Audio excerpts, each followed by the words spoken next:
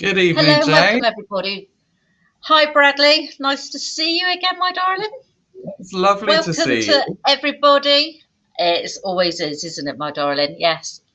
And hopefully, we've got some really good viewers in this evening. Welcome, everybody who's actually joined us for Aderans UK Live tonight. We've got a really interesting programme ahead of us this evening. We've got a guest speaker with us called Andrew Maggs from Translife, and his company is one of the UK's leading suppliers in cross-dressing and the transgender community. So it's going to be a really different kind of evening, different kind of questions that might actually come our way. If you've got your questions, just always pop them in the comments box for us, and we'll actually deal with any questions as we go through. We're going to bring Andrew on in a few moments' time. Andrew he is actually a cross-dresser himself. And when he's cross-dressing, he's actually known as Sophie. And this is one of his hobbies that he actually does and actually, really enjoys and gets a lot from. And I think it's actually a really good name and to actually call it by calling it a hobby, because that's what it is to a lot of people. There's no real reason why they might cross dress, but it's something they enjoy doing, and they might do it once a week, once a month, once a year, but it's something they enjoy and actually get a lot from. I think for those people who are watching tonight, if you do actually work in the hair industry, you actually supply wigs and pieces to different people.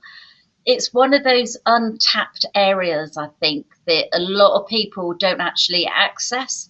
And I think for a lot of people, you can actually, grow your business by actually offering that help and that advice to somebody who wants to actually wear a wig for a different reason. Ladies wear them for all sorts of reasons. If somebody wants to cross dress, it's absolutely normal for them. And absolutely, society should view it as being normal. And I think the more help and advice that is out there, the better the world can actually be for everybody, really, because it's making things more acceptable. As a company, Aderans, it's something we've actually given help and advice on over the years. In my career here, I've actually seen a lot of cross dressers coming through our doors. If we've actually helped, we've given them advice, even advice on their makeup and even the way they wear their clothes as well. And this is something I think all hairdressers or people supplying wigs should be able to do. And it's going to help an awful lot of people who actually need it. And that's one of the reasons Andrew is actually started Translife, which is a really successful company, and it's been going for almost 20 years now. But Andrew will tell us a little bit more about that when we bring him on. I wanted to ask Bradley, though, because I do get my letters a little bit muddled. The reason, don't laugh, the reason why we actually chose tonight's subject, and there is a particular reason why we have chosen tonight's subject. It's very close to a lot of our hearts here at the in Trenco and in Aderans. So I'm going to go across to Bradley. He's going to actually explain why we've chosen tonight's subject. And I also want him to actually explain to us what LGBTQ plus actually stands for. It's a lot of letters. I don't always get them in the right way, but I did just then. I was looking at my note for those letters. But Bradley will be able to actually tell you a lot more smoothly about this evening and the reasons actually behind it. Bradley, over to you. Absolutely. Thanks, Jane. So I must actually point out that, Jane, that was amazing. I'm really proud that you got those the right way around. Got it. We've Yep. we've had a few variations of that this week. One of my favourites was when you put G and T together. So obviously you had gin and tonic on the brain towards the end of the day, which is fair enough, to be quite honest with you. So obviously here at Aderans, we actually started as Trenco in the Hove area, which for those of you that don't live locally to Hove is right next door to and comes in the same bracket as Brighton, where of course we're a very colourful, very all accepting, liberal, great place to live that we're very proud of being a part of. And every year we have the absolute best time celebrating everybody from all walks of life as part of our Pride Parade, which I think we're actually world famous for here, Jane, if I'm honest. But with that in mind, we've got LGBTQ, which stands for lesbian, gay, bisexual, transgender, and queer community. Now, there is a plus at the end of that where there are a lot of other letters, which I won't go through tonight.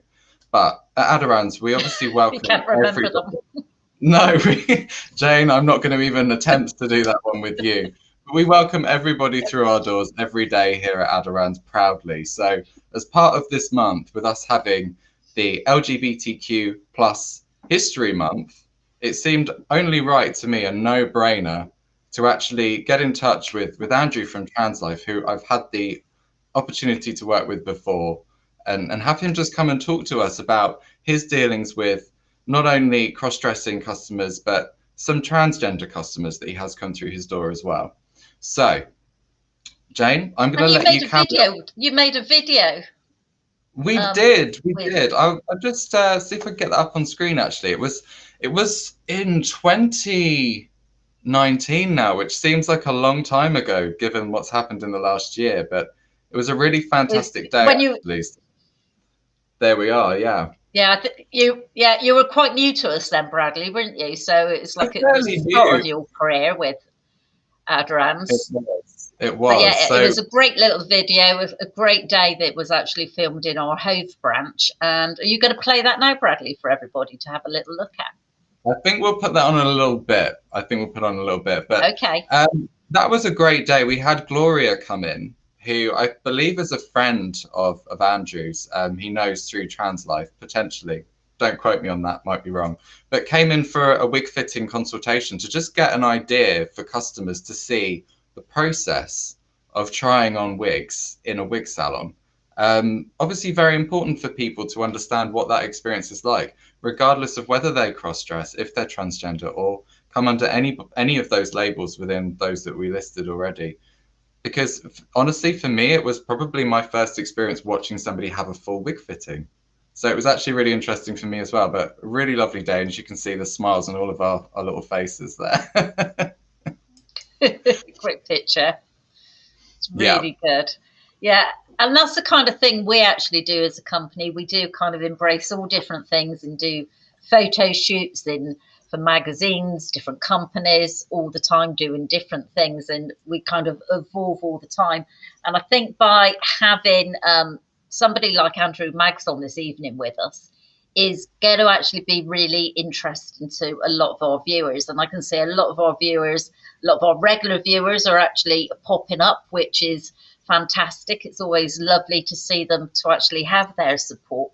And I know from their actual messages that everybody's actually really looking forward to this evening, to meeting Andrew and actually finding out a lot more about the life of somebody who's a cross-dresser and transgender society as well, but also how difficult it is for them in that society and how things have changed over the years and hopefully are actually going to get a lot better for us. I think we'll bring Andrew in now. Is that okay, Bradley? Should we bring him in? Let's bring him in. We'll bring Andrew in. I think so, yeah. I think so. And then what we'll do is partway through the interview, we'll segue in with a bit of a video, I think, just to break things up. So here we go. Okay. So, Andrew. Good evening. Hi, Andrew. Thank you so much for joining us this evening, for joining myself, Jane and Bradley, and welcome to UK Live. I've introduced you as Andrew. I've said that you are a cross-dresser as well. It's a hobby of yours, something that you enjoy doing, and that you've actually got your own company called Translife that you actually started in 2002. Would you like to tell us a little bit about why you actually started your company back in 2002? And I imagine probably 20 years ago, there was a lot of prejudice against people wanting to actually cross-dress and transgender community as well. And were you actually struggling in your own life then to actually be able to get the help and advice that you actually needed with wigs? And is that your inspiration by opening Translife? Well, first of all, thank you very much for inviting me on this evening.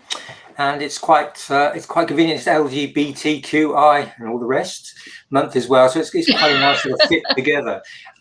Yes, you quite rightly said there, Jane. I've been now sort of owner and sort of worker for Translife roughly about 20 years ago, and as with the community itself, thankfully things have moved along and progressed an awful lot. If I step back into the last century, which does sound a bit dramatic, but it was the last century, everybody's views were so different. You know, they were really different. And the reason why I started the company primarily was it was very difficult to find anywhere that was accepting, or you could go and get a wig. Let's put it that way.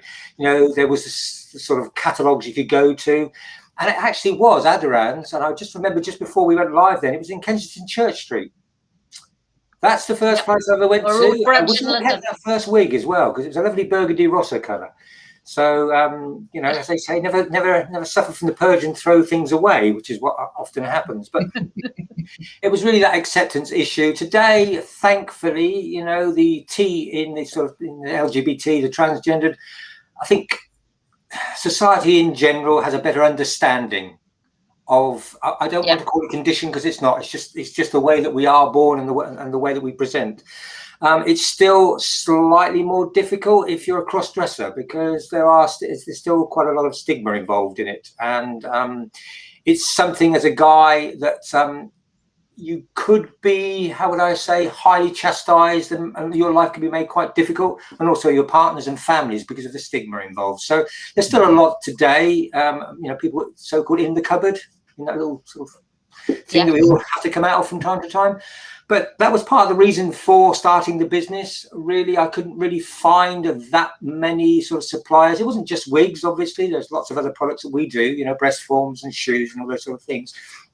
But, because you sell all the clothes, the shoes, you sell everything as well, don't you? I think if you're looking for a strapline, it's sort of top to toe. It is literally everything, makeup, everything else. It's because it's my passion. You know, I was very, very lucky in the respect that my hobby became my business. But without diversifying too much, it was forced, because I was working at the time, and I appeared on Richard Littlejohn's show as Sophie. Said too much, went to work the next day, and my life changed because of the reactions of people within the office. So that was an indication then of the what would it have been, in late 80s, early 90s. So we live in a very more freedom, knowledge-driven world now. But as far as, you know, to people that deal with wigs, for instance, it is a big marketplace. There's slightly different driving forces. I get asked probably different questions than you do, because, you know, women, obviously, the wigs are the most important thing. Hair is the most important thing. With guys, there are different parameters, you know, but you still have to have the knowledge of the products. And as you do, as a company, you know, be a genuine person, and you make the right recommendations, and, you know, everybody's happy. But society's moved along a bit, which we celebrate once 1 month a year, and we are making progress, which is good. But as you said earlier, there is a untapped thing there, and the reason why we did the video with your good self was to break down that fear factor of walking into a salon as a guy. Thinking, I really do need to complete my look, whatever it is, with some nice hair. Where do I go? And you are always fearful, you know. You are, and I must, you know, I've had a lot of experience of working with you good people, and it was reinforced by doing that particular video as well. And I think if people watched it, they can see how good Vicky Jane is, how good you people are, because at the end of the day, we just treat people as people, make no judgment. Should we bring it out? I think that's what we do. We'll bring the video on. I think that's a good point to bring it in. Now, we've got a shorter version of the video, but the full version of the video is available on your YouTube page, isn't it? Yeah. Yeah. So I'll play that for you now. Hello, Gloria. Hello. I'm Vicky Jane. Nice to meet you. Nice to meet you. And how can I help you today? So let's try this one on. Okay. This one's Vader. As in Darth. Yeah. That looks really good. I've never tried this colour before, and this, although this is shorter than what I'd normally wear, it's really cool. It frames your face. Yeah. In all the definitely. right places. It's lovely. Yeah. We all tend to stick to the same things, don't we? What we know and what we know works for us. But trying something different, you might surprise yourself. And I think that's why it's important to come and see a stylist. Yeah. Because for me, I've only ever bought wigs most of the time online. And as you say, when you see it online on somebody else, you think, oh, that looks good. Mm-hmm. But when you get it and you put it on, it'll either look good or it'll look really bad. Absolutely. And you just wasted your... So Andrew, what Brilliant. do you think are the main problems that customers face that you've experienced when trying to find wigs? I think, like, it's a very good question. I'm bumbling here for a minute while I try to think. I think mainly the reasons, to be honest, is you're dealing with a different sort of clientele where, whereas women in general, the wig is very, very important, and it's for an everyday use with your sort of cross-dressing, etc. People have a tendency to come to us with preconceived ideas. It's the old hairdresser's thing. Here's a picture of J-Lo wearing this hair. If I put this wig on my head, I'm going to look like J-Lo. No. Yeah. It's managing, as you find yourselves, probably it's just managing people's expectations about the right styles. Now, I generally find that obviously when you look on internet and things, being on a female model, the female head is slightly smaller. And therefore, the lines are slightly different. And that's why it's very important that people sort of understand what the nape measurement is, the crown, and all these measurements so that they can put them on. So it's really, to be fair, Bradley, we try not to have a list of particular problems that people may have. Just making sure that the wig is reflective of their age, what they're really looking for, and fit for purpose. As in, the day looks are different to the nighttime look. There is a vast range of wig prices from this end to this end, and that's quality and things like that comes into it as well. So I'm doing the typical politician's answer here. I'm bouncing around trying to find the right answer. Give me another question. Yeah, I think it's the right thing. I think it's the right thing, though, isn't it? Because it's kind of making that client aware that you're actually there to give them help and advice, but actually steer them in the right direction of what wig is going to actually suit them, because we all think something's going to actually suit us. And it's only when somebody says, oh, I love how you've had your haircut now. And it's like, well, they didn't tell you for the last 10 years that you looked awful with the other haircut. So it's kind of, and that's what people do. People aren't honest. That's what they are there for, Andrew. Yeah. And that's what actually happens. So I think you do need that person to steer you in the right direction. I know you're mainly an online company. As for us, Aderans, we've got our own retail shops. And for those guys, going back to just before the video, to get somebody to actually walk into a shop is really, as you said, nerve-wracking. They really need a lot of confidence to be able to actually do that, from making that first phone call and making an appointment. We've always kind of embraced people and said if they come in, but they want to actually come in their work clothes, but bring a bag with their other clothes in, that we can put them in a private room so they can change, and then they can see the whole image then, isn't it, of what they look like with their clothes and their hair on. Because it's very difficult, I think, for a man to actually walk in, got his suit on, or he's coming from the builders, where he's been building or doing something, and to actually put a wig on and try to visualize what he's going to look like dressed. So, people can come to us and actually dress if they actually want to. I think one of the things is that if you go in full male mode, like I am now, and I put a wig on, I feel ridiculous, and I think the wig looks ridiculous. Yes. However, if I go on with a full face on, then it looks completely different. So there is that aspect to it. I mean, a person walking into a salon like yourself, they've got the human fear factor and the rejection factor as well, and they're also maybe their own guilt factor to deal with, because am I looking at a man in a wig? It just doesn't fit right. They don't feel comfortable, and being I think the most important thing is you're professional people, and you're not judging people at all. You're trying to give the best advice you can. So making people feel very easygoing it helps. Yes, yeah. So being an online company, your customers, their first point of call is going to be a telephone conversation with you. Generally, What yeah. would they kind of expect from that conversation? Would they need to have several conversations with you before they get that right product? I think it's the expectation levels are different in the respect that if you to ask a lady for a wig, they want to know the right length, the right shade, the right tones. Yeah. Most cross-dressers would sort of say, well, does it look roughly right? A blonde's a blonde as far as most people are concerned.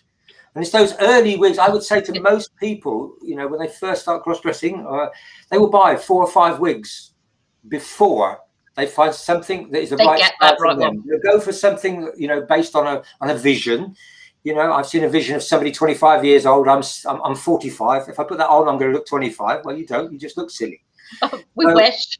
It's just one of those things. So there is this sort of way of reducing this. I mean, there's two ways I can personally do it. I can say to somebody, we also do a thing called a dressing service, where some of our clients haven't got anything. Okay. So we say, just bring along a good sense of humor. We've got everything else.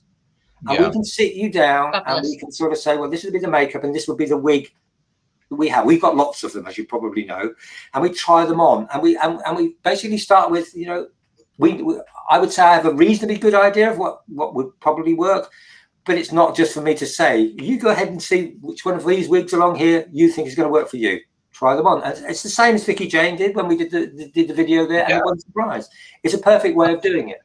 It's a way of working through what you can advise somebody with, but without imposing it on them. Let them make that choice. Yes. Which is the way it is. With you. Yeah, so with customers for yourself in the very, very early stages of wanting to actually cross-dress, or maybe they're thinking of actually, you know, transitioning as well, to actually come to you to actually get that advice, to actually everything from like head to toe that you can actually help them with must be absolutely amazing for them and actually gives them a huge confidence to actually carry on doing what it they does want to do. for a lot of our clients when they actually talk to somebody on a humane level, having 2 adult conversations. A lot of our clients have never spoken to anybody openly about it. Right. Yeah. Never spoken. It's a bit like coming out when you're gay. Yeah. You know, you obviously got everything inside and you want to tell people things, but you don't because of fear of repercussions. I've had people cry. I've done makeovers with people where they suddenly see what's in front of them as a person that's inside, and they've cried. And to see a 40, 50-year-old man cry, who you know, maybe a big builder, you go, well, what have I done wrong? But it's all that pent-up emotion. Yeah. Now, this is why I advise people would advise people to go to somebody like yourself in a fitting session. Because, you know, cut that error out.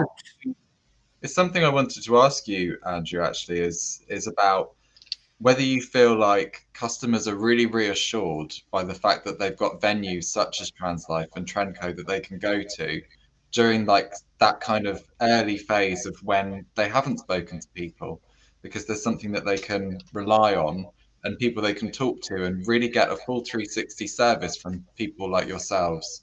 Do you think having that kind of safe space is a really important thing? On the one hand, I want to say yes. Of course, it's nice to be treated, you know, like a human being, for want of a better expression. But then something inside of me says, oh, I wish it should be like that for everyone and everywhere. You shouldn't have to go to anywhere special to do anything. When I first started years ago, part of the main reason for starting my company up was there was a company, whose name I will not say, but was in London, and they had a reputation for taking products and really ripping people off. So it was the exploitation. So I don't think, you know, there is no place in life for me for exploitation. You know, you either give as a person because you're a free person. You know, that's my philosophy. So I would like to say it's great that, you know, people like yourself, very professional, do what you do, non-judgmental, but that's the way it should be. I would like to say I've done a good job when I'm out of business. Does that make sense? Because I would advise, you know, we can do all sorts. But when I'm talking to people, I will say, you can go to Primark and buy that much cheaper than I could ever sell it to you for. Go. Giving people that's the effort of confidence. It's like you with the hair. Yes. If I've got the right hair, I will go anywhere. Well, we've had some really great feedback and messages coming through tonight. Lots of questions. All over. So one of the questions we've got is about the wigs and hair pieces that we sell at Trendco, and it's whether they can get hold of the wigs in India. So if you buy through our website as a customer, we do actually ship all over the world. So I would definitely recommend taking a look there. We have a comment come through saying it's so lovely that Andrew says that hair is one of the most important things when guys are cross-dressing. When I lost my hair, I felt that my femininity had been lost, and wearing hair again gave that back to me. I think that's a big thing, isn't it? I think personally, when I looked into it, I was amazed at how many genetic women lose a lot of hair through alopecia, particularly during pregnancy. And there are more 3/4 wigs and that sort of service that's sold than general wigs. And I was absolutely amazed. Yes. Amazed. Yeah, it's a huge part of the business when you're looking at female pattern baldness, frontal fibrosis and alopecia, where they just lose that front hairline. And nowadays we sell as many kind of enhancers and hair pieces in 3/4 as we actually do wigs, really. I mean, a wig is there to actually cover up completely, give you a completely different look. But then when you're looking at the enhancers that we do for different reasons, it's just to enhance what you've actually got. Well, and there's so many. Yeah, the psychological thing as well is the fact that you've had your own hair, now you've got to go into a wig, and it's quite a big step for some people. And, you know, there are lots of systems out there where you can just try something and then try something else rather than a complete wig. So you still feel that you've got your own natural hair. Yeah. Yeah. It's almost stepping stones. I've always looked at it as like a stepping stone process. You start with something very simple, something that just might cover a small area if that's what you need. Is that hair loss maybe gets bigger, then you can actually go into a full wig. I always believe, though, that people need to actually really feel like they own their wig. And I always say to people, you know, you do own it. You've actually purchased that wig. It is yours. But you need to actually own it personality-wise. You've got to be able to put that on and walk out your front door and kind of feel $1 million every day. And if you can do that, then you know you've actually got that right product and you've actually been given the right advice to be able to actually do that and feel comfortable and confident with it. That was difficult to get out, wasn't it? Absolutely. Yeah, it was a bit of like the LGBTQ little thing going on. Andrew, did you find it difficult yourself? Because obviously you cross-dress as Sophie, don't you? Yeah. Who actually is, I found earlier, is listed as the director and business owner of Translife, which I love. Dual personality. I love that, because you were saying to me, you can, if something ever goes wrong, you can say, "Oh, Sophie did that." Yeah, she's done it. Wrong, forget it. Yeah. So we've got a picture here that we can put on the screen. So there we go. So that's Sophie. So how did you go about, obviously, getting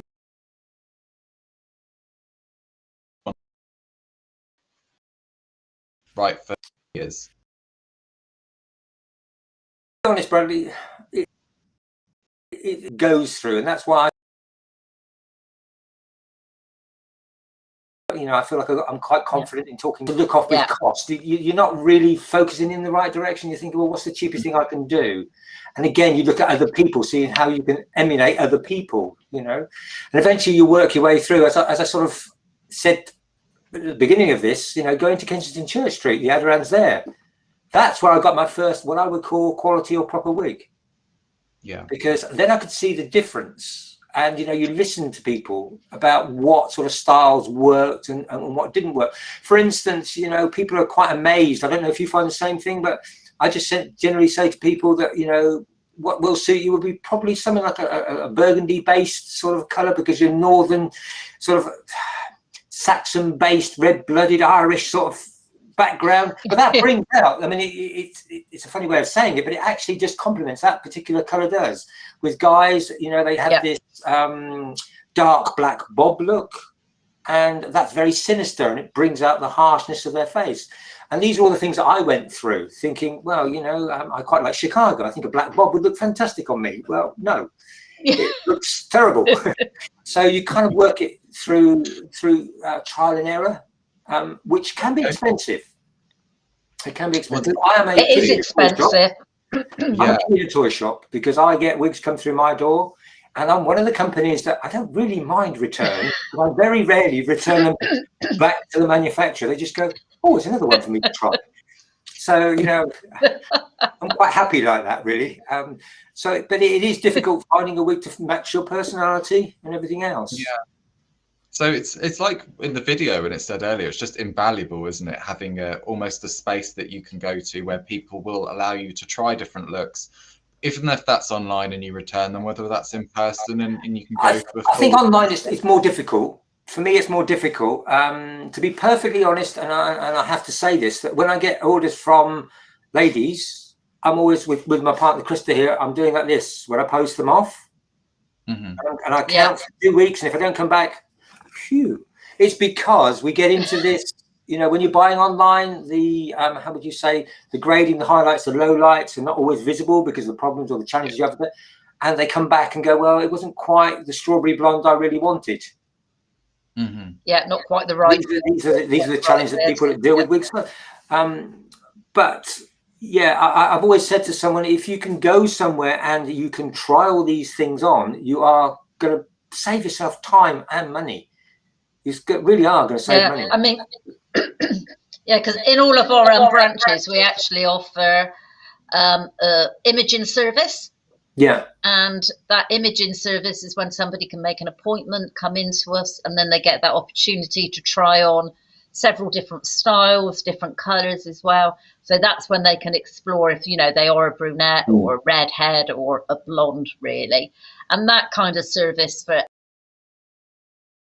anybody, whether it's a lady or dressing, it really does help them, because it's kind of, they come in and it's almost like being a kid in a toy shop or a sweet shop, because there's so much choice, like, you know, Andrew, with all the stock you actually keep. And you just need that little bit of guidance. And just by having that imaging service, it can actually just, as you say, save you a lot of time and a lot of bad mistakes as well, isn't it? But it is that thing, is, you know, it's constant. I hear the same things over and over again. I wish I'd have done this earlier. I wish I'd have taken this approach earlier. I could have saved a lot of trouble. You know, I wouldn't have thrown away so much stuff. You know, it's the old thing of, you know, buy 4 wigs at £30 each. You just as well buy the first one at 100, you know, and get it right. Absolutely. One of my friends always says, you buy cheap, you buy twice. And I kind of live by that. I really do. But we've had some really great feedback come through again. Trendco and Translife offer such discreet and professional services. You feel so relaxed. Thank you both. What a pleasure it is listening to Andrew's honesty. He's inspirational. There was a comment, feedback. There was some feedback on Sophie. Wow, you look fantastic. Great services. Can I just jump in there? There's an issue, Bradley, about that. When people see this and then they see the picture and they go, they can't be the same person. That picture's only a year old. And I'm not joking. It's this perception that you get with, when you tell people you're a cross-dresser, you automatically want to be carrying around with you with a photo album. I am not a gorilla in a frock, if you know what I mean. I don't look bad because I try and mirror the best I can in a female. Yes. And I think that's important to just put across. If somebody says they're a cross-dresser, don't just judge on what you visually see there. I'm also a makeup artist. And believe me, the amount of strapping and facelift makeup I have to use to get that look, my face is up here and up here. But that's part of the art of the skill. Yeah, absolutely. Absolutely. So I found it quite interesting when you say you can bring your bag along and you can. I was thinking, well, if I did that, it takes me an hour and a half to get ready, you know, so I can't look you know, for the best of us, it takes a village at times, you know. Absolutely. We've got more feedback here again. This is a fantastic interview. Loving Andrew's openness and honesty. Vicky Jane, who was actually in the video, is watching us tonight, and she says, great service offered, Andrew. And we have here a question for us, Jane. How do we charge for the imaging service that we offer? Within our salons, we do actually make a small charge for the imaging service. But if you actually came in, had the imaging service, and you purchased a wig or one of those wigs that you tried on, then there's actually no charge for the service at all.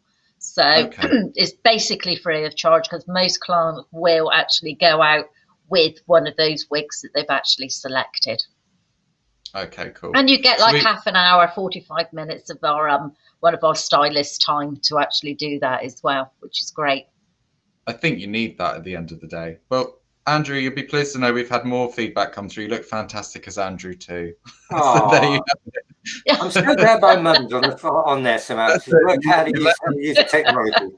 Well, something I wanted to ask you tonight, Andrew, is actually about how you've been helping your customers during the pandemic. Have things changed? Have you adapted how you deal with each other? Because obviously the one-on-one thing's kind of out the window.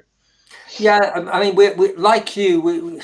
We're a 24/7 business. I know it sounds daft when you say that, but you know, there's always emails coming in. The phone is always ringing, and I don't know how we're kind of a helpline. In all seriousness, for cross-dressers as well. Yes. You know, it's not just a business line. It's, you know, I remember what it was like to sort of have to face up to general public for the first time, having told people. You know, it gets out like wildfire. You know, when you take one person, you know, everybody seems to know. So you have to deal with that. So we're always trying to help business-wise from there. People have got questions, you know, we try and help. But it's generally probably like yourself. It's telephone calls and it's emails that we have to deal with every day. And it may be the 50th time I've answered the same question, but it may be the first time you've asked it. So, yeah, you know, the way you keep going, you try and build a knowledge base up. But, you know, each question is very important to that person. And you never know where it's going to lead, you know, because you can sort of say one thing and they can, you know, spark something off and away they go. So yeah. I think as a business-wise, we've noticed an upturn in business because there are more people at home and not going to work. So there is an element of cross-dressing that's a stress relief. You know, it's I try to explain it to people sometimes when they come through our doors. It's like being a man. I don't want to say this, it sounds sexist, but you've got certain responsibilities or whatever it is. You're living up to a certain image. And it's like wearing a heavy coat.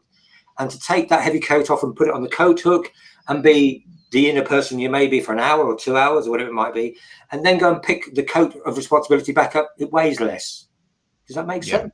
Yeah. Yeah, absolutely. Absolutely. So that's another thing that we do, but again, it's just communicating with people. So in answer to your question, business is okay because I've always learned never to complain because it could be a lot worse than it is.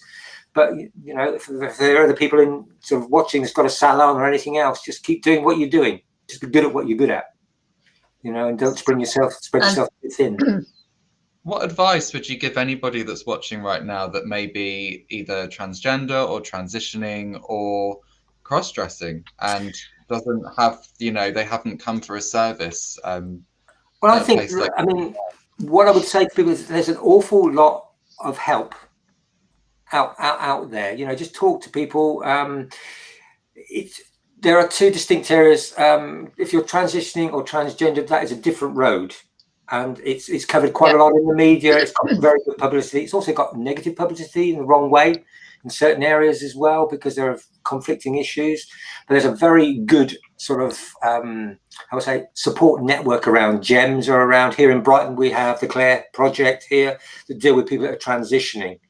And they've got different sort of challenges, very real challenges, integrating into society and everything else. But I would just say, whatever you do, whatever problem you may have or whatever inquiry or whatever thought you've got, there's somebody out there that's got an answer or solution for you. You're not alone in doing what you're doing. You're doing the right thing. Whatever you're doing, if it's making you feel good and you're not doing any harm to anybody else, is the right thing. So if you reach out, there's always somebody on the end of a phone somewhere. I mean, that's why we're this month, how to say, highlights problems that are still around. You know, as you alluded to earlier, Bradley, about, you know, Brighton has a very, very good, you know, gay pride. But it's very sad at the end when you see the people marching, representing countries around the world that still don't have rights that we take for granted in this country. So there's still a long way to go without going you know, into any sort of political argument here. But, you know, it's just reaching out and finding people out there because they are there. You're not alone, is the old saying. And you're not. You're not alone. We had a really good question come in for you, Andrew, actually. I guess it's a bit for me as well, but mostly for you. So if you have a few cross-dressing clients, in order to get their business, or to have more cross-dressing clients come in, how would I advertise the services tastefully to them? I think they'd probably mean. I think the lady there is, well, or the person is, it's a very good question. I've had people work for me over the years that got major degrees in marketing, and I go, how do you find the invisible customer? The customer doesn't want to be found. So your marketing dollars, pounds, whatever it is, doing traditional marketing is a waste of time, because they probably wouldn't read it or anything else. And I would say there are certain forums, there are certain sort of areas that you can go to, but it's really all to do with do what you do, which is be open, offer a good professional service, and before you know what, people will find out. People just know. It's a funny community we live in. It's word of mouth, isn't it? People do actually talk. People find out. So I'm sorry I couldn't sort of say, well, you know, go and buy a database from Wobbly Windows. And they've got every name. You are really trying to find. I mean, if you go onto Facebook, for argument's sake, there are marketing things on Facebook that you can see cross-dressing as a defined marketplace. Maybe something like that. Yes. But just be genuine and be yourself is the best way of doing it. And I'm sure if you ask a question, there's people that either work for you or people that know people that work for you that cross-dress or whatever else, and they will find out very quickly. Yeah, absolutely. Long answer. It's quite an easy thing. It's not. I mean, it's a very, very good question, and I've been asked that many times by people that starting things like dressing services. You know, everybody thinks it's nice and easy to do, get this, and this, and I said, well, you know, if I look downstairs, I've probably got £8,000 worth of stuff without even thinking about it. Have you got that sort of loose income to start a business up on your own? Not really, you know. So it's not easy, but it can be done if you want to do it. Absolutely. Yeah, and it's being able to, I think if you're going to be doing it within a salon or within a shop, is being able to offer that safe and that private space for those people as well, isn't it, really? I think you hit it on the head there. It's you can be as open as you want to, but the person that's coming into the shop is probably quite nervous. That initial cup of tea, you know, like you're doing this, you know. It's just setting people in. And as you say, if you've got a big open salon with lots of women there, then maybe one or two women they're not going to be comfortable. Yeah, and you've got to think of all your clientele at the end of the day. Yeah, you've got to think of those people, because you could actually, you know, those clients you can actually alienate because they're not going to be comfortable. So I think for salons who are going to offer a service for cross-dressers, transgender people, maybe it's setting an evening aside, one evening a week where they can have that privacy to actually come in, or maybe have an open evening so it's for a whole group of people, so they can come in, have like a cheese and wine evening with you, look at all the different wigs, the makeup that's available, and actually just talk to them, isn't it, really? So they can talk to like-minded people as well. There are lots of events that go on, you know. It's a bit like you don't notice cars going by, and if I say to you, how many red Mondeos are there, you go, all of a sudden there's loads of them. And what I'm trying to alluding to is there are lots of events. If you go to Manchester, for instance, I think they still call themselves Northern Concord, or there's the Beaumont Society. These are places that may be a partner of somebody that's just found out that their boyfriend or husband's a cross-dresser, and they go into a little bit of a shock and they want to find out a little bit more. But there are events that they do, and there are trade shows, believe it or not, that you could go and you could just say, well, do you mind if I bring my wigs along? Or I'll be here. Can I do some styling for some of the people that are going there? It may not be, you know, maybe 50 people or maybe 100 people doing this event, but do a little bit of research into it. If you reach out, then the community, for want of a better word, will embrace you. So that's one way of doing marketing, if you wish. Absolutely. Most definitely. And you actually set up the charity status for Sparkle. Yeah, there's. Tell us a little bit more about that. Well, Sparkle, if anybody would like to care to know, was a brainchild of a very gifted person who actually transitioned now and has removed all record of being involved in it. But Kimberly, God bless her soul, still with us and very, very active and a lovely person. She was always trying to get something together where there was a communal safe space. And we did something in London probably now 25 years ago. And it was part of UK Angels, which is also a cross-dressing sort of thing. The site is still going. And she said, well, let's make it a bigger event. And now it's happening in Manchester every year. And I think it's Augusty time. I've forgotten now. I've drawn back from that a long time ago. And it got very, very popular. and to make sure everything was above board with finances and everything else. And we decided to make it into a charity, a registered charity. And that's where Sparkle came in. So it's a celebration of all transgendered and cross-dressing issues. And Manchester Canal Street, which everybody knows, hopefully, is a very accepting area. And for one weekend, one very long weekend, it's all purely focused on trans, drag, cross-dressing. And it's probably the biggest event in the world, I would say now, in terms of... It's a huge event, isn't it? Yeah. I was glad to be a part of it in its early stages. It's different now. It's probably going on a different direction and things like this, but it's still a wonderful event. And I'm very proud to have done that. And the people that are involved in it. Yeah, no. Yeah, it's, I mean, the things that you have actually done in kind of your work career, or as Andrew, or as Sophie, because you've done a lot of TV appearances as well, haven't you? You do a lot of recording and a lot of shows with different people. So you're out there all the time talking to somebody and making yourself known, isn't it? Or making this industry. We try to put the human element. I'm lucky. I am very, very lucky in respect that all my family, all my friends know. So I don't have that hidden stigma over my head. I can live my life freely, if that's the right terminology. A lot of people cannot, because of the social stigma and the possibility of losing their partners, losing their jobs, losing their friends. So I try to, how would I say, project the more what I consider to be normal front. I'm not a freak. We're not freaks. We're all different. Nope. Some of us are, some of us aren't. I'll leave you to answer that one by the end of the interview. But it's just that, you know, you need to show the human side, the fact that, you know, don't hide. Don't hide yourself. If you want to be accepted, this is what the LGBT, this is what Stonewall was all about. You want to be accepted, you've got to put yourself out there. Some people have to take their knocks and their hits. Big enough, ugly enough, and old enough to be able to deal with it. And I hope I can say the right things and maybe present a positive image. If one person can go away from watching tonight and say, well, you know, they're not all weirdos, are they? He actually makes a little bit of sense and he's like a normalish person. To me, that's a victory.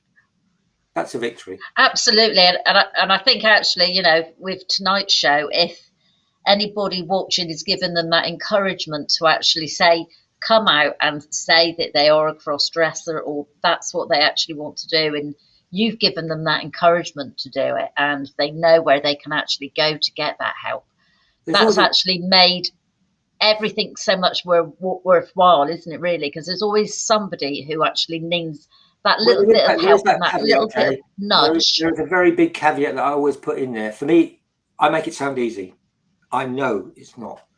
And when people have come to me in a situation where they're fighting inwardly with themselves, I think it's Washington approach. Get a big piece of paper and put a line down the middle, and you put all the benefits. I mean, you know, all the benefits of telling people. And I always keep quiet. And then on the right-hand side of all the disadvantages, I'll pipe in. And I'll make that disadvantage size 5 or 10 times longer than the advantage side. But if on the advantage side, it's all about their emotion and their heart and their mental well-being, then it's a good decision. Because I've known people, particularly trans people, that have later in life, a lot later in life, that made that decision. And they were surprised how their bosses reacted, how their partners, if they had, how their children reacted. And unfortunately, it was never in a positive way. Yeah, so there are lots of things. I don't wish to get too serious about things like that, but that is a consequence. We've all got consequences. If my happiness and my mental stability outweighs potentially losing jobs and maybe losing family from transitioning or coming out, if that's the right terminology, then it's a bonus. But if it's something you do on a monthly or a yearly basis and it isn't doing you, you know, it isn't really creating a tremendous amount of self-turmoil, then value your partnership you have with your wife or your partner or your family. That's more important. So you play the devil's advocate, but I must stress I'm in a very lucky position. I'm in a very lucky position. Yeah. I've lost a lot during my life to get to this lucky position, but I'm in a lucky position. Yeah.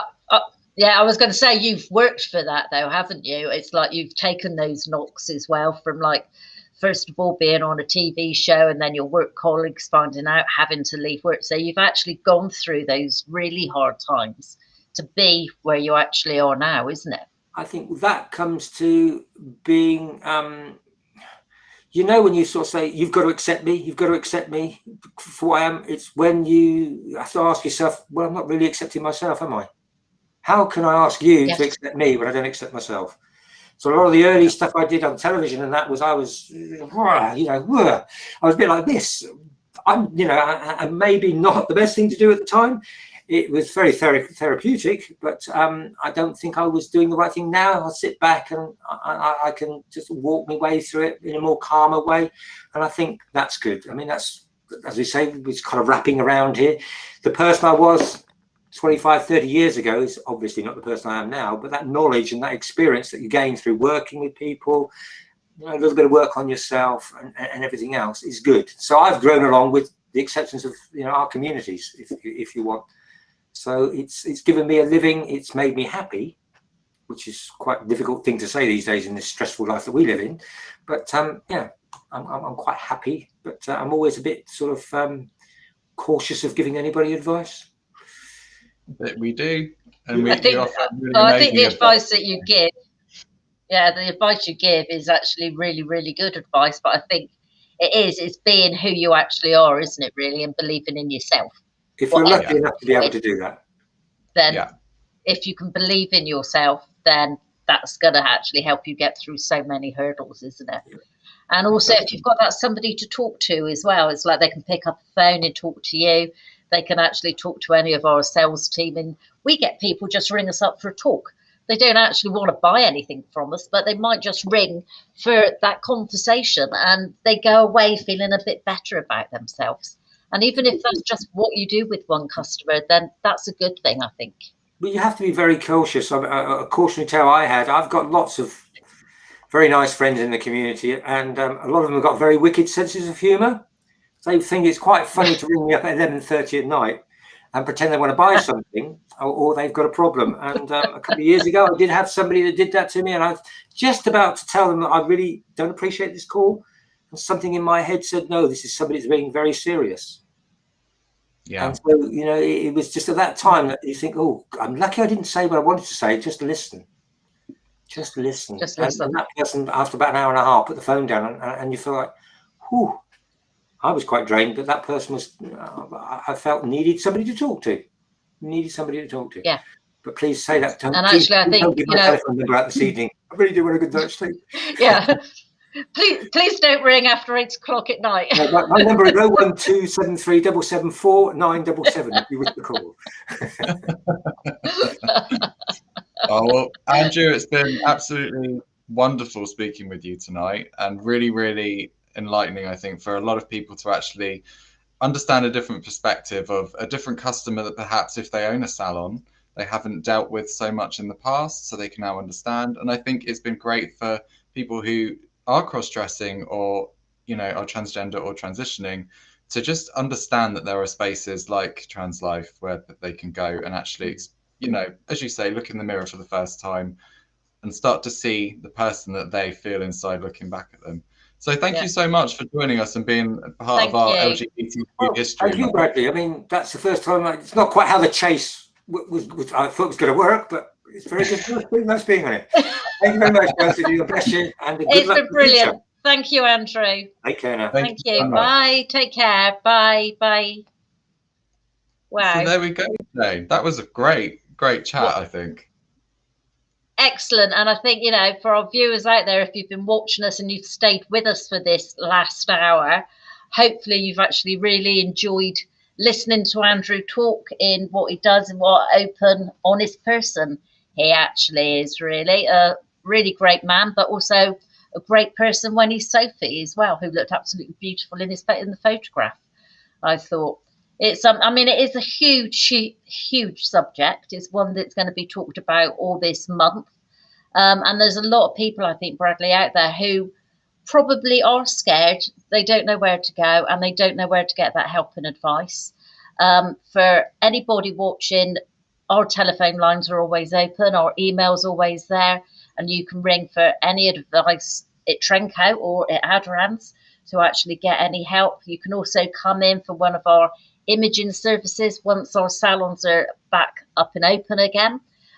If you wanted to really speak to somebody before the salons are open, we actually do calls on Zoom and WhatsApp, so you can talk to a member of staff that way as well. So there's always some help for you. And obviously Translife is there where people are at the end of the phone and they can actually give you that top to toe service if that's what you actually require. I actually thoroughly enjoyed this evening. I think you did as well, Bradley. It was really quite insightful, I think, wasn't it? It has. It's been quite different for us, I think, to have quite an open discussion, you know, just live like this. It's something different we haven't tried before, and it's been really great. Oh, we just had a message. Hello from Las Vegas, Nevada. We're going lovely. Global. Yeah. Well, we'll have to go out there and do a show down on the strip. We'll get a residency in Vegas. Well, I just wanted to, before we close tonight, just let you know that obviously, as Jane reiterated already, Translife are there for you as well as Aderans UK. So the website for Translife is actually translife, all one word, .uk. So if you have any queries, of course, which are maybe not relating to just wigs and hairpieces, they can help you with those as well. So that's all from me, I think, Jane. Have you got anything else you wanted to add tonight? Nothing to add. I just want to thank everybody for taking their time out of their evening to spend this hour with us. We thoroughly enjoyed it. I hope you've enjoyed it as well. And we're going to be back next week at the same time at 7 o'clock. And we'll look forward to seeing everybody again at 7 o'clock next week. And we'll let you know what we're going to be discussing next week very soon. Surprises. Yeah. So many surprises. So, thank you to all our staff behind the scenes as well who've been helping this evening to keep things running smoothly as well. That's much appreciated. And a lot of our staff who have been actually watching this evening as well. So I hope they've actually been inspired by all the talk and everything that we've actually spoken about this evening. I'm just glad I didn't stumble over the LGBTQ plus a little bit. That was my fear for the evening, and I've done that several times now, so it's in there. Nailed it. I've nailed it, yeah. I'm not going to go and do the really long one. I don't think you want to either, Bradley. But no, it's been absolutely great. So thank you. We'll sign off now. And we'll see you all next week, hopefully. Take care, everybody, and see you all soon. Thank you so much. Bye. Thank you.